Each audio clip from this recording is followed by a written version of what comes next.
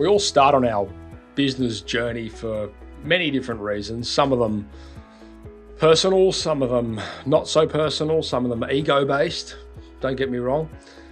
But, for a lot of instances, they're kind of similar, we all kind of want similar things. It might be more time, it might be more income, it might be more control over our calendars, it might be to not be dictated by a ruthless boss or a number of different things. The reality is, unfortunately, what happens is we end up buying ourselves a job, and we end up, instead of going from a position where we had one job, we end up in 5 jobs where we're doing everything, including sales and marketing, we're doing accounting and finance, invoicing, we're doing HR, team management, all this kind of stuff. At the crux of it all though, is if your thinking doesn't change, and if you don't learn to think like a business owner, none of the other stuff happens. That might sound a little bit cliche, but it's the truth, and we see it all the time. We see people that start these businesses up with these great hopes and aspirations, yet due to the fact that they've never really taken it upon themselves to learn the thinking of a business owner and learn, the important steps in running a business, then it all just falls over. There's these ridiculous stats going around, about businesses failing within the first 5 years at like 90% or something. I don't know if that's actually accurate, but it certainly does bring home the truth and the reality of the fact the chances are that the person that is running that business was not equipped to do so, or was not at the right stage yet in order to be doing that, So in this episode, we're talking about that. We're talking about the fact that you're not really a business owner until you start thinking like one. It's the second episode in a series we've put together, which is targeted directly to ownership thinking. And this episode follows on from part 1, where we were talking about, why sports teams tend to hit their goals out of the park. Trades businesses struggle.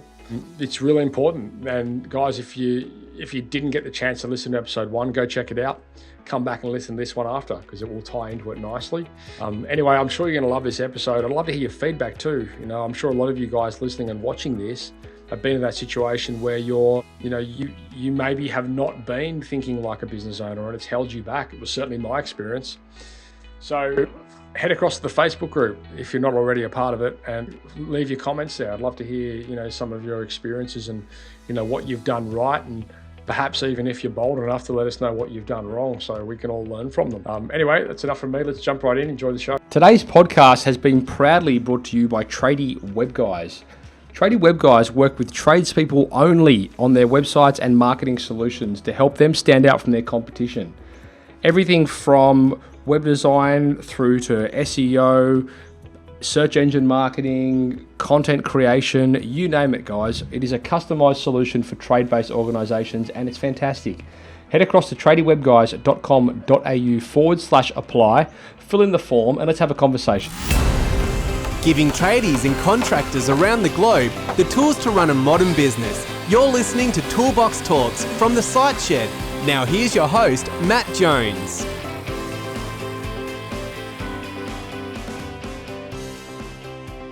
Hello, listeners and viewers. Welcome back to the Site Shed podcast for part 2 of the series that we have titled Ownership Thinking. I'm here joined by Jeremy Macliver from guaranteedtraction.com. Jeremy, welcome back. Hey, Matt, thanks for having me back. It's good to be back.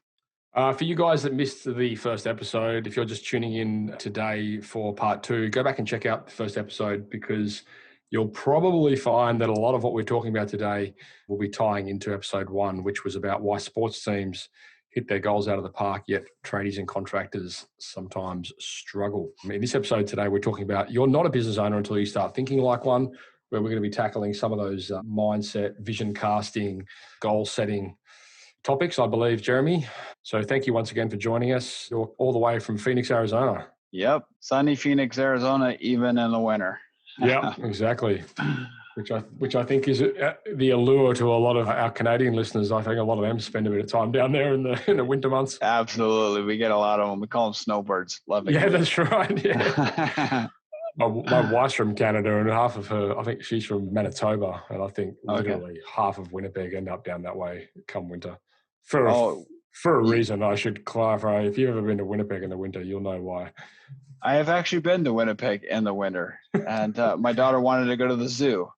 Oh, So me, my wife, and my daughter went to the zoo in middle of December in Winnipeg. that would have been We got a private tour by the zookeeper because there was no one else there.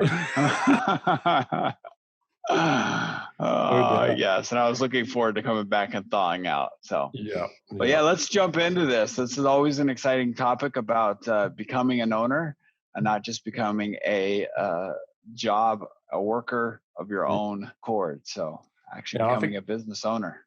Yeah, I think that's like really probably one of the most common things. I think we spoke about it in the last episode. You know, when you get started in business, you go to set, you do it to very often to become a business owner and be your own boss. And the next minute you've created yourself a job that you don't want.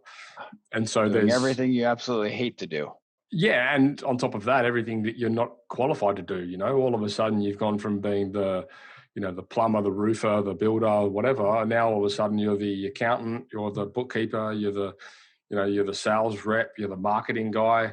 You know, at no point have you ever learned any of this. So all of a sudden you're expected to succeed. You know, it's ridiculous. So I think there's a lot of, sadly, I think, you know, with the curriculum that we go through, you know, in our colleges. Well, I wouldn't say sadly. I mean, they can only fit so much into those courses, I suppose, you know, from a practical point of view.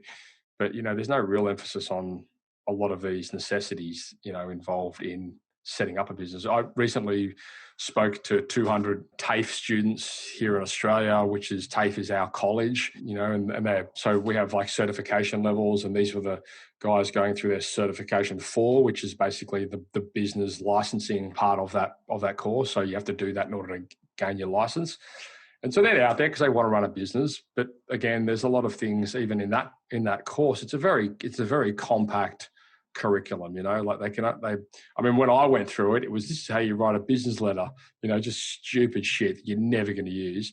And so, you know, we were speaking to 200 odd, you know, attendees over a modern day Zoom call, which was cool. And yeah, I think a lot of the things, you know, they were really, really interested because they don't get this information elsewhere. And a lot of it is, you know, a lot of them had that mindset which you're talking about, like I want to start a business, not knowing that what they're really about to do is condemn themselves to a life of misery until they really understand, you know, the things we're going to talk about today. They're working 5 jobs. They just haven't identified it as that. Yeah. So absolutely. It's, you know, the founder of China Miss Tea told me one day, said, you know, Jeremy, there is no school for entrepreneurship. It's how to run a business, but actually being the entrepreneur and what all of that feels like, you can't teach it. You just have to live it. It's a lot easier to live it with somebody on the sidelines coaching and cheering you on too. Yeah, agreed. I think it's like one of those, you know, bragging badges too, that people like you hear a lot. Like I kind of, to be honest, I sort of shudder when people say, "Oh, I'm an entrepreneur." I'm like, shut up. Like, what do you actually do? You know, I think people just like the sound of it. So, yeah. Are you an entrepreneur or do you own a job? That's what I like to ask. Yeah, exactly. So let's dive into this. I'm super keen because, I mean, like until you start thinking like a business owner, you're not one. And I think a lot of people out there who are listening to this, I mean, sure, you and I would see this day to day with a lot of trade businesses, like even the bigger guys, you know, the bigger companies, 20, 30, 40 staff. Freaking nightmare. I see it in 100 plus, believe it or not. You're like, and there's still, so, you know, one of the biggest things that, you know, it's different between being an entrepreneur, being the leader, and being employee is really what you're accountable for. And so an entrepreneur or the leader is really accountable for the ultimate outcome, but they're not actually accountable for doing anything. I found a lot of breakthrough for a lot of leaders to say, hey, you're just accountable for getting it done, not for doing. And so really start looking at how do you build a team? Earlier we were talking about in the previous podcast, how to build a vision and how to communicate that and how to translate that. But once you have people inspired, you need to build a team around you that's going to do it. not you do it. Mhm. Because that you doing it just means you got yourself a job. And I think that's the big realization that I've had over the years is, and admittedly through speaking with amazing people, Al Levy and all these guys who focus so heavily on things like organizational structure. And I've learned over the years that literally everything you do in business will be dictated by the work you put into your org chart and your org structure, and even from a strategy and planning, thing. Yeah. That's my experience anyway, and from what I've learned. And since we've started really doubling down on this, we've never like growth has really started to take off because it just brings everything. It just makes everything so transparent. We teach the accountability chart. I'm pretty sure you're familiar and aware with that. Basically, it's a org chart. Just goes just a little bit further there. And I tell people all the time, this is like your playbook. When you see you see the playbook for the football field that, hey, he's going to run up so many yards, take a left, and you see that little line scribbled out. That's what this is for your business. And essentially, it gets really clear on what are the major function seats in your company, and what are the 3 to 5 things that each person's accountable for. So let you start saying, hey, you're the wide receiver. Just catch the ball. Like that is your main job. I don't care if you do it, with your eyes closed. I don't care if you do it standing on your head. I don't care how you do it. Catch the stupid ball. Quarterback, your job's to throw the ball to where people can catch it. And just getting really clear on what they're accountable for. Yeah. Now, what do they do? Because you're just creating jobs. And I think as well, like what a lot of you listeners and viewers out there need to appreciate is whether you know this or not, and chances are you may not know this. I've spoken about it a number of times on the show before, but every business, regardless of its size, will have the same departments in it, and very often or not, if you're a slightly larger, more established business and you've been taught things, you'll have different people that will will head up those departments. But if you don't have those people in place, then you're heading them all up. So whether you know it or not, it's you. And so until you understand what those departments are and what those roles and responsibilities are of those within those departments, like Jeremy just said, it's virtually impossible for you to bring somebody in to replace you doing that until you have a very clear indication of what that role and responsibility looks like. And man, I'll tell you what, it's an incredible revelation and relief when you draw that out and you go, this is the person I need in this position, so I never have to do this again. It's absolutely. That's why I said, if you're start a business and you haven't become an entrepreneur, you're not really running it, you're not the owner, you have 5 jobs. And that's what I'm talking about. You're sitting in all of those seats, and every organization has them. You're doing them all halfway. If you're doing halfway, you're doing good. You're doing better than me then. So, and really by you said that about writing it all out, even when you're sitting in them all, you realize, I don't ever want to do that again. And it gets so clear who to hire next, how to play the field, how to work it. It just becomes, it's almost magical. I mean, I hear you saying, hey, see team after team growing faster by just creating essentially the playbook. This is how we're going to work as a team. I'd love to hear your take on this as well, because it's our experience over the years, and there'll be a lot of listeners out there that are going to relate to this.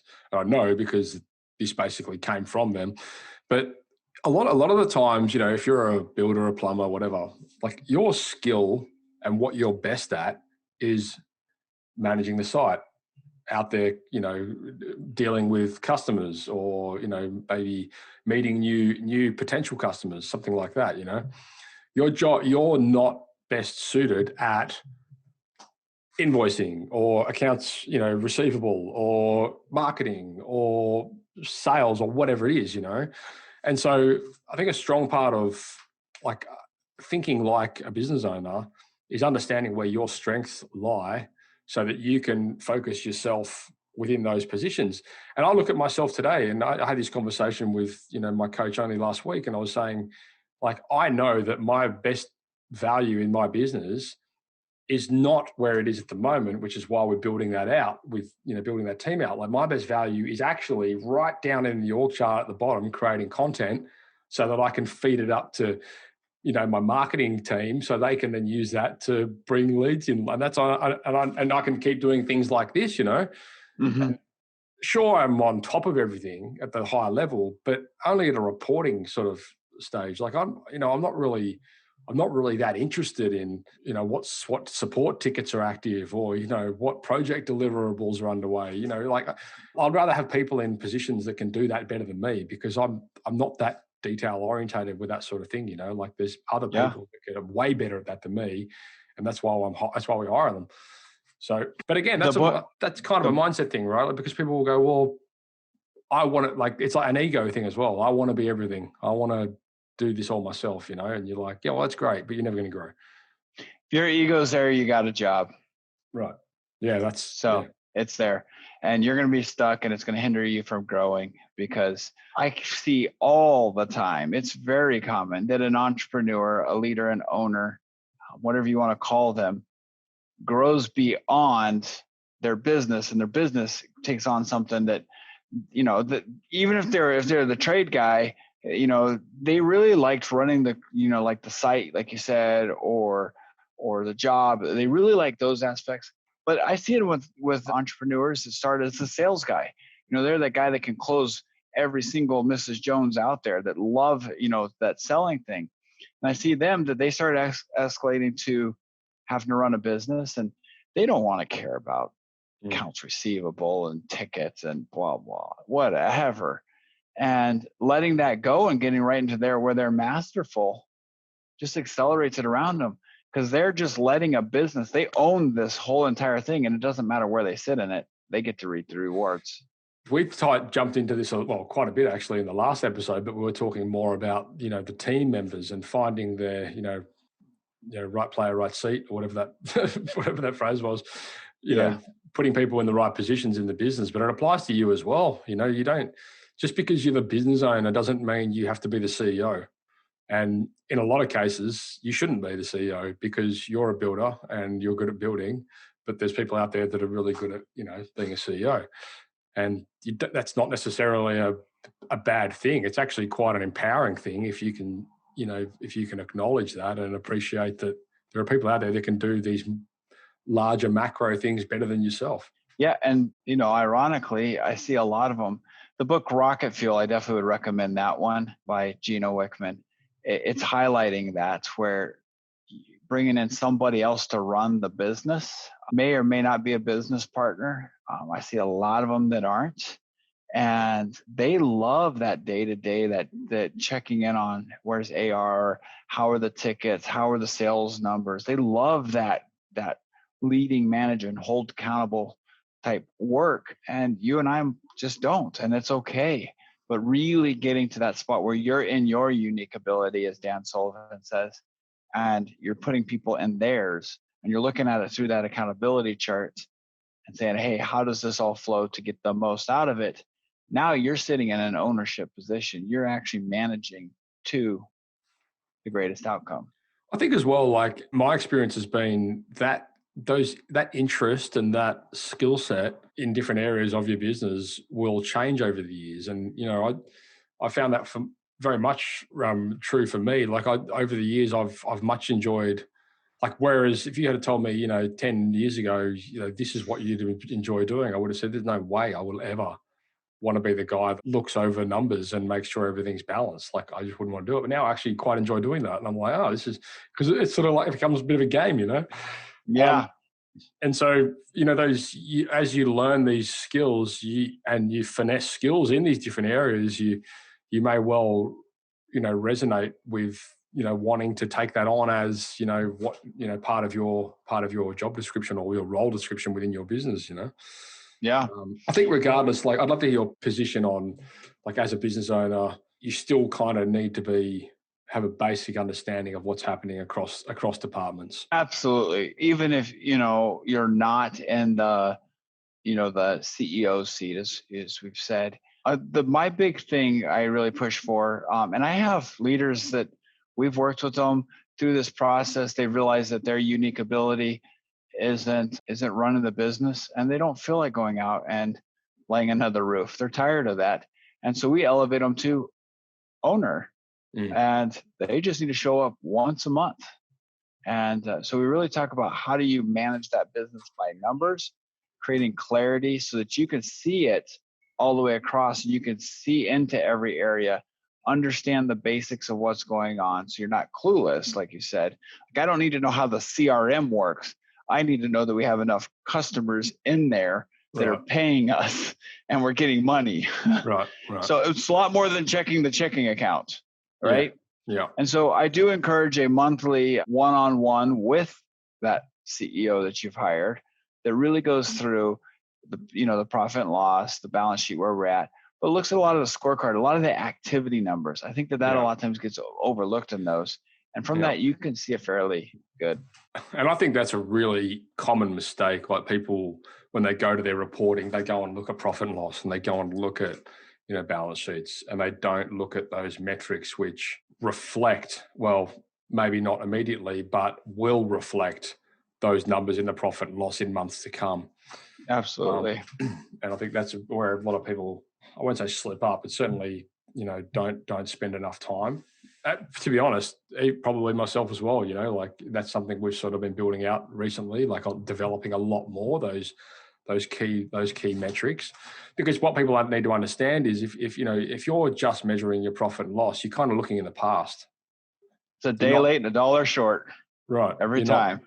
You're not looking at the metrics which actually have a true, dictation of what that's going to look like next month, so things like, what jobs are coming up, how many leads do we have coming in, what's our conversion percentage, so we know if we've got enough leads coming in, we're converting it 30-40%, whatever, we're going to have enough work next month in order to hit those monthly target, like so on and so forth. So I had a team, just to kind of highlight the value of this, and this is really putting you in that owner's box where you actually got control of this, not just working in it.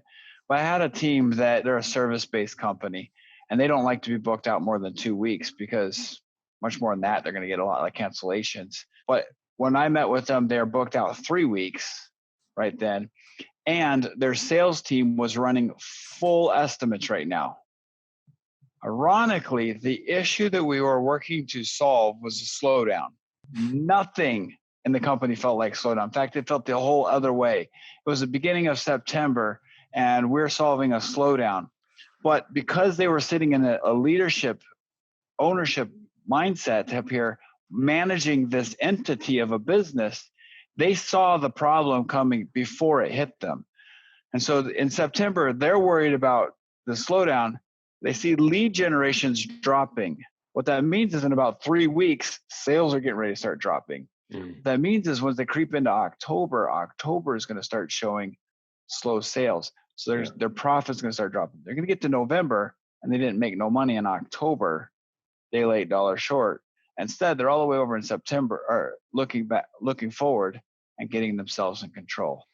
So this has always been my problem as well. And even before I had a clue with business, I remember working in a job where they were like, well, we're going to compare, the figures against last year's figures at this point. And I was thinking, this is the most stupid comparison possible. Like, I'm like, how is this even remotely relevant? If you all of a sudden get a $200,000 sale come through in 1 month, then that means that this month isn't performing because you didn't get that same sale come through. Like, it's ridiculous. I think there's so much more power in forecasting and understanding like these little metrics. Activities, what activities does every single person need to take consistently? Going back to the quote that we said in the previous episode there about, mediocrity is just great achievement applied inconsistently. So really looking at what activities do everyone on your team, not you, that's a job, but everybody on your team need to be doing consistently to get you that goal of yours. And I think that's really the crux of business owner thinking. To be honest, it's, it's understanding that, like, what metrics have to be met, basically, like what has to be achieved, who's going to achieve them, and at what frequency, and drawing that picture out for people so they buy into it and they understand what their responsibilities are in order to achieve that, and how that adds up to the bigger picture. So there's one more thing that I feel like finally will put you all the way in the ownership of the company where you're really thinking like an owner.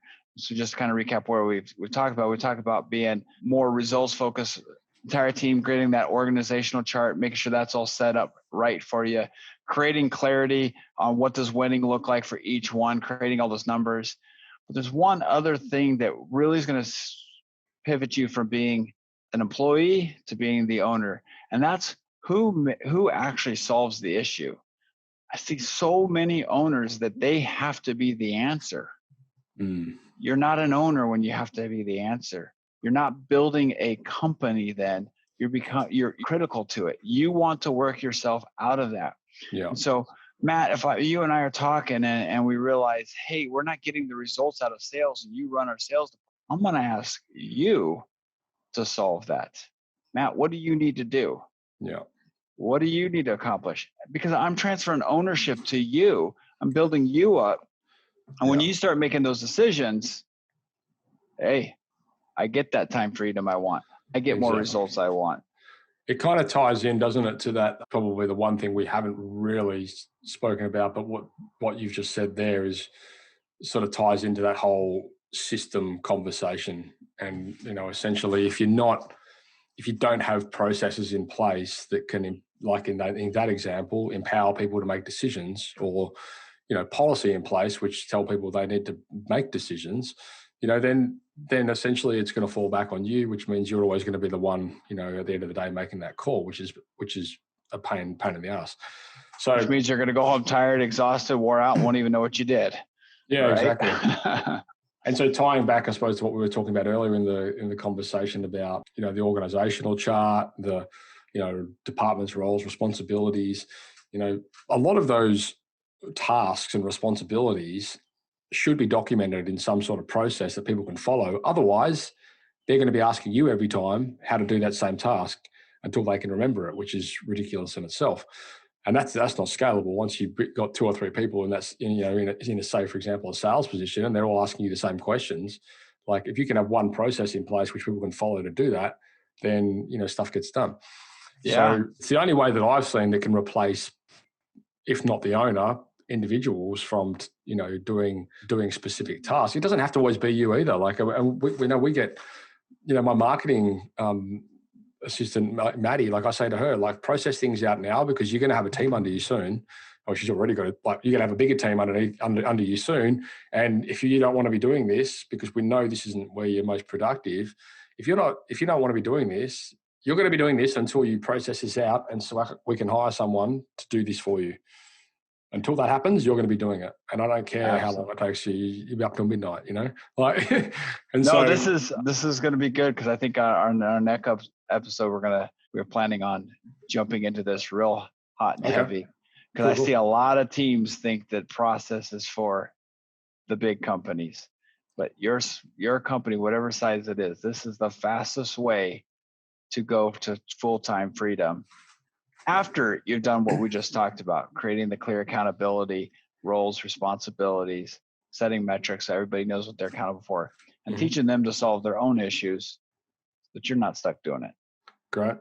All right. Well, let's come back in the next episode. We're going to dive deep into that. I want to thank you once again, Jeremy Macliver, for coming along and sharing your insights with us. You're from guaranteedtraction.com. Guys, head across there if you want to get hold of Jeremy. You're in our group as well, right? In the Facebook community?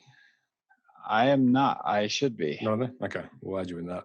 So when this podcast comes through, if you've got any questions or follow-up, by all means, ask them in the group there, and we'll get Jeremy in there to answer them for you. All right. That's a wrap. Chat soon. Thank you for listening to another episode of Toolbox Talks. If you're liking what you hear, then you can head across to thesiteshed.com, where you can join our community by signing up to our Toolbox Talks. You'll get sent a weekly notification, which is basically a highlight of everything that we've spoken about during that week, along with any other industry news that may be relevant or specific to the trades.